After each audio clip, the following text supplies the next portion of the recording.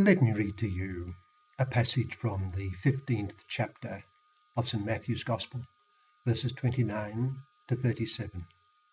It's the Gospel for Wednesday of the first week of Advent.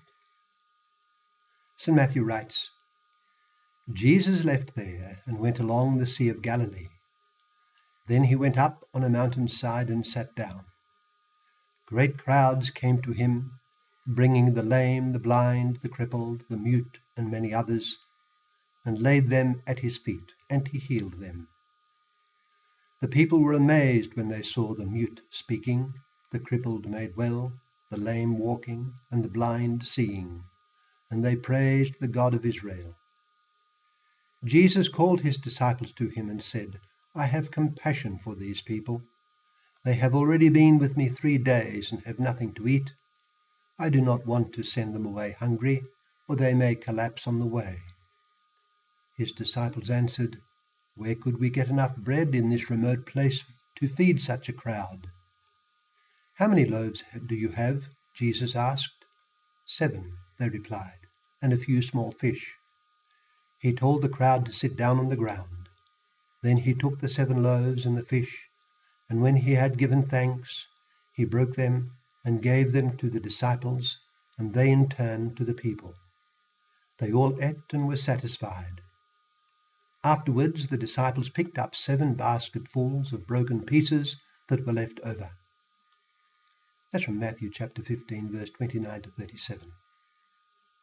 We are led to think of the God of love. I remember once being attacked by 2 small birds. I think they were sparrows. I wondered what was going on. Then I noticed that nearby a 3rd bird was making its first attempts at flying. I realized that the 2 other birds were probably its parents, and they were, by instinct, guarding the young bird's attempts from any predator. They were reflecting the protective love of the Creator of all, that love that had placed in the nature of living creatures a reflection of his own life. I remember in one wildlife documentary, a small lion cub was making its first exploration a little from its lair, and the mother lioness was a little distance from the entrance. Suddenly there swooped from above a large eagle to take the cub, and instantly the lioness charged the eagle, saving the cub in the nick of time. Again, the instinctive protectiveness of the lioness reflected the life of its creator. Normally, this is the first experience, surely, of the average animal. It sees the light of day in the presence of care and protection shown by its mother. The mother cannot do anything else, for it is ruled by its instinct. But this general law of protective attention enfolding these first experiences must be of fundamental importance in the entire animal kingdom. The animal begins its existence in an atmosphere of care and unthinking consideration. Of far greater significance is the fact that man's first experience after birth is generally the face of love of the mother, where, we may say, the I encounters for the first time the thou, and the thou smiles in love and sustenance. It hardly needs to be said that the child's entire life will be different if there is no such encounter with love at birth and in the first phase of life. Imagine the love that met the Christ child at Bethlehem as he gazed upon his Holy Mother, which helps us understand why Mary was kept sinless from her conception. After that, however, the complications set in. That is to say, the initial encounter with care and sustenance is not necessarily what continues to be encountered. The lion cub, surrounded initially by the protection of its mother lioness, is in mortal danger once it steps beyond that care.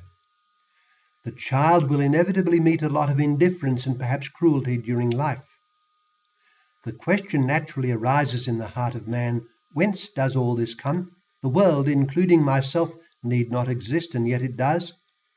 Almost universally, man divines that there is a supernatural realm with higher powers on whom he depends. and to whom he must turn if he is to survive and flourish. If there is war, he must turn to the God of war. But what are the higher supernatural powers like? Are they good, moral, kind, and helpful? Well, the evidence of the religions of man would suggest that they are not particularly so. Many of the gods are rather miserable in personal qualities. All this is to say that in real life, as we might put it, it is not at all clear to man what God is like. He certainly cannot assume that God or the gods or fate or whatever it is that constitutes ultimate reality likes him very much. Here it is that historical revelation comes into its own. The true God has revealed himself to man.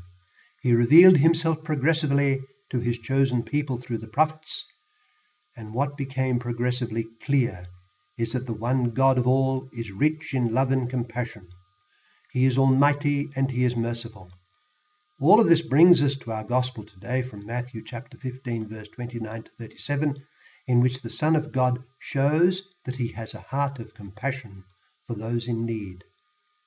As we read, Jesus called his disciples to him and said, "I have compassion for these people.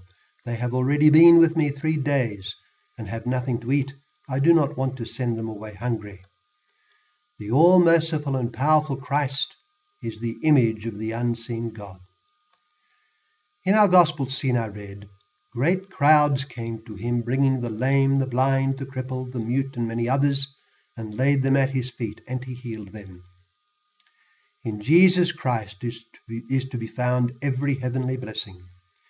If there is anything man and the world needs, it is love, and this is precisely what the great God revealed himself to be. God is love, as St. John writes in his letter.